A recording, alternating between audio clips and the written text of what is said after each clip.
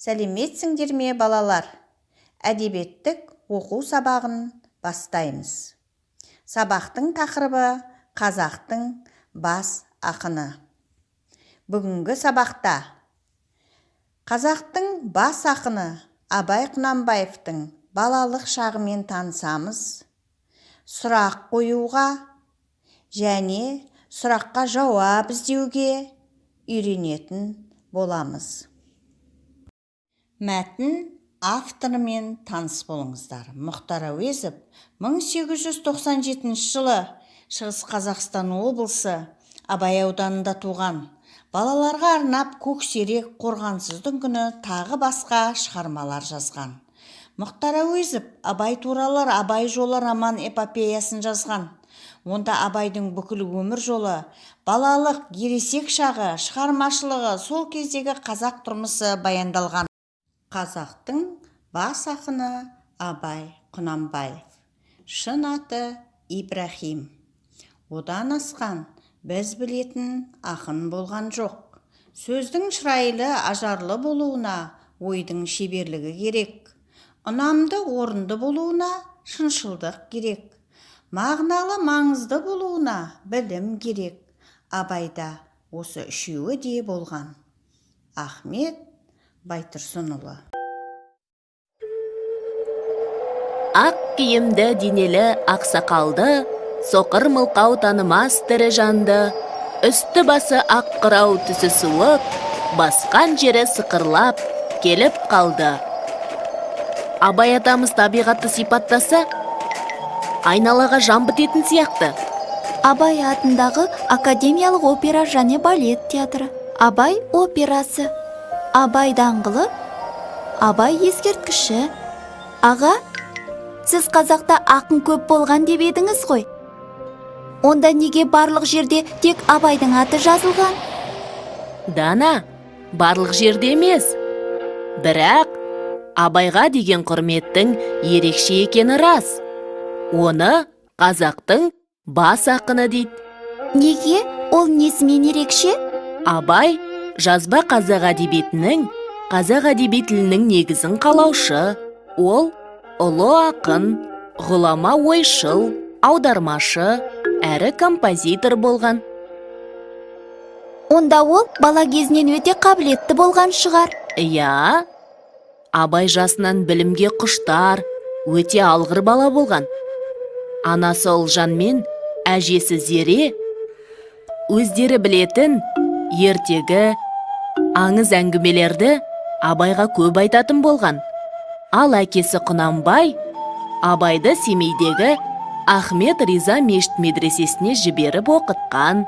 Бұл медреседен Абай мұсылманша білім алып, түрік, араб, парсы тілдерін оқыған. Шығыс поэзиясы және сөз өнерімен, оған қоса математика, география, жаратылыстану ғылымдарымен танысқан. Низами, Науаи, Физули және басқа да шығыс әдебиет алыптарының өлеңдерін көп оқыған. Өз бетімен орыс тілін үйреніп, орыстың Пушкин, Гоголь, Лермонтов, Щедрин, Некрасов сияқты ойшылдарының еңбектерімен танысқан. Кейін олардан аудармалар жасайды. Сонымен бірге ағылшын ғалымы Дарвиннің, әлемге әйгілі ақын Шекспирдің шығармаларын да оқиды. Осылайша дүниетанымын кеңейтіп, білімін шыңдай береді. Биыл Абайдың жасы 13-ке толған еді. Бойы өскен. Ол атқа мініп жүруге жарағанымен үйден көп шықпайды. Бөлек бір дос тапты. Онысы әжесі. Мұның әжесі біртүрлі әңгімеші екен. Әңгімесін қызықтырып айтады.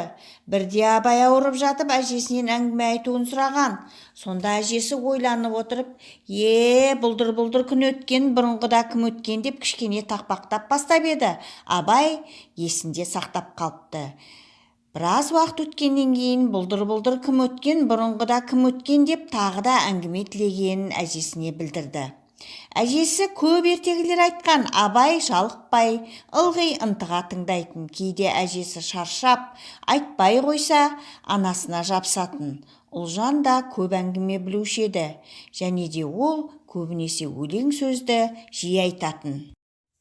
Мәтін бойынша мына сұрақтарға жауап берейік. Мәтінде кімдер туралы айтылған?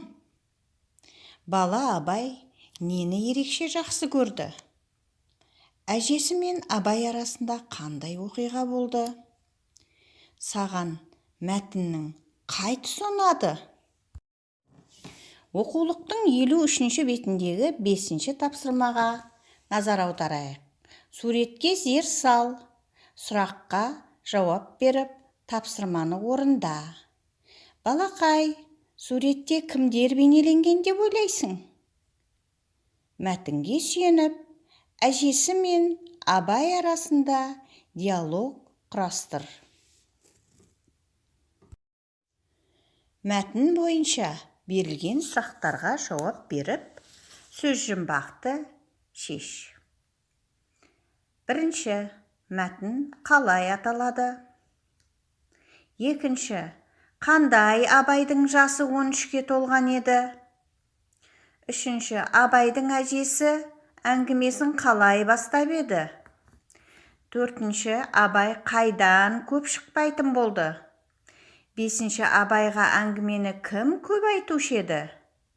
Алтыншы, биыл әсіресе Абайдың несі өскен? Жетінші, Абайдың шешесінің есімі кім? Сегізінші сұрақ, Абай әжесінің әңгімесін қалай тыңдайтын? Енді балалар, анықтап қарасақ, сөз жұмбақ көлденеңінен шешіледі екен. Әрбір сұрақтың реті кестеде жоғарыдан төмен қарай жазылған екен.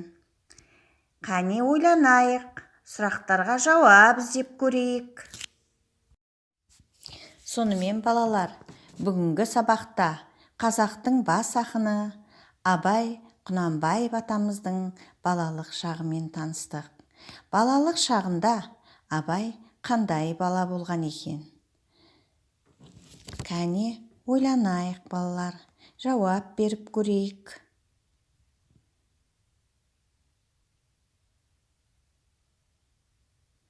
Жауабымызды мына сызбамен салыстырайық.